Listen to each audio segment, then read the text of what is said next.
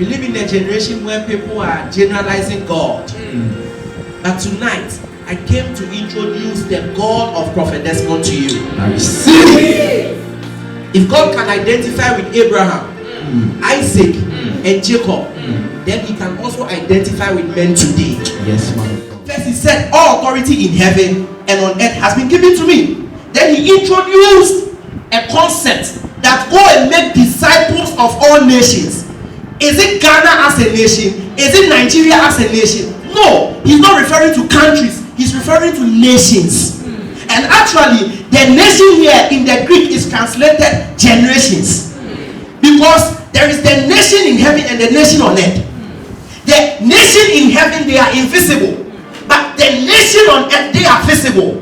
That is why in the earth realm right now, we see human beings. But in the heavenly realm, we see spiritual beings. But Jesus is saying that my authority can make both spiritual beings and physical beings my kind.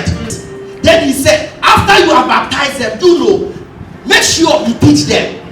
How do you teach them? In other words, give them a certain language. Now, if somebody was into sicknesses, tell the person that in this kingdom we are not sick. How can there be sicknesses in heaven where Jesus is seated at the right hand of the Father? But it is only on the earth realm that you find Christians dying prematurely. No one has baptized them in the name. Jesus said, teach the nations. That is why in this church we teach. We don't just come here to preach, but we come here to instruct.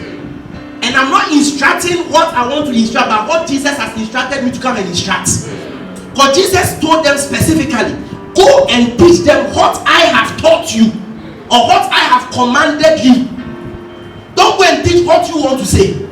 In other words, what you hear is what you must say. If you don't hear, don't talk. That is the language of authority.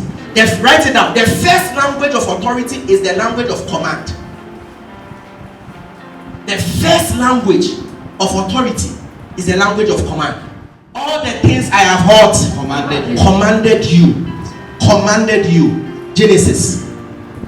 And the Lord God commanded the man, saying. So we see that the language is the same.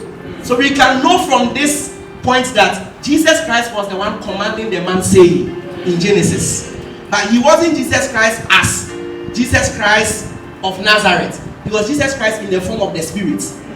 So the man came, but the man did not see a physical man, but yet he knew that he must live by commands. Many people don't know within them they are supposed to live according to commands. And anyone who cannot be commanded cannot be an authority.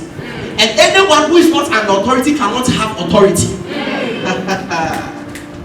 You don't just get up and exercise authority. You need to come under authority. When you come under authority, you can have authority. The disciples of Jesus, they were under Jesus. So Jesus Christ had the authority to command them. This is the Lord God speaking in Genesis.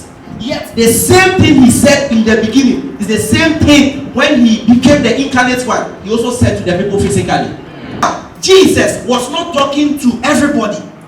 Jesus was talking to only disciples. Disciples.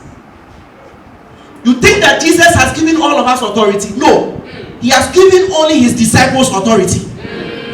So until you become a disciple of Jesus Christ, you cannot be a beneficiary of the authority. The Lord God formed man from the dust of the ground. Then he breathed into man the breath of life. And man became a living soul. So man was alive because God was living in him. Oh, you didn't understand. Man was alive because God was living in him. The moment God stopped living in Adam, Adam died. Now the serpent came to challenge the living of God in Adam, so that the serpent can live through man.